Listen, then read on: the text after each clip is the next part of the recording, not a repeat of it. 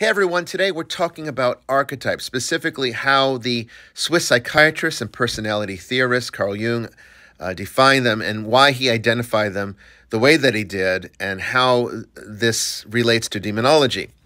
It all sort of comes together, which we will see over the next several videos. But Carl Jung recognized these archetypes and he defined them as primal symbols that are built within our psyche. Now, we talked about last time how the ancients saw the psyche, that it was the soul, that it is truly the spiritual world, and it was a real world. It isn't sort of like how people say today, oh, well, that's all in your head.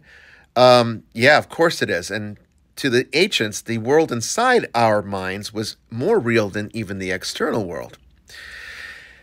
And that's very important to understand as we move forward in dealing with things like archetypes. So what is an archetype? What is a universal symbol? Where do they come from? Well, they come from what Carl Jung called the collective unconscious. Now, today, you'll hear New Agers and mystical types talk about the Akashic records. This is essentially the same thing as Carl Jung's collective unconscious. What it is a database, a storage place within the ether that we inherit through our DNA, that, as Carl Jung understood it, is built within us and makes up the structure of our psyches. So we all have a sort of innate knowledge of these symbols. We all speak this symbolic language. We see it in dreams, but more importantly, we see it in the things that we create. So these symbols exist in movies. There's constant running themes that you'll see. The hero, the villain, which is an extrapolation from Carl Jung's archetypes of the trickster and the shadow. Okay, there's the wise old man like Gandalf or Dumbledore in Harry Potter. These things are themes that are built within us, and we all respond to them. We all understand them. Every movie, every story has them. Okay, they're that pervasive.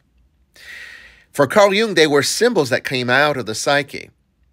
But once we start to understand the breakdown metaphysically, and we get it back into the subject of ontology, and we see how the Western mystery tradition and Western occultism utilizes this information, we see that they are far more, a symbol is far more than just merely an image. It's a living thing. So we're going to start talking about some of the laws of magic, magic with a K. This is some of the foundations to Western occultism, and this will help us to understand how demons exist in our reality.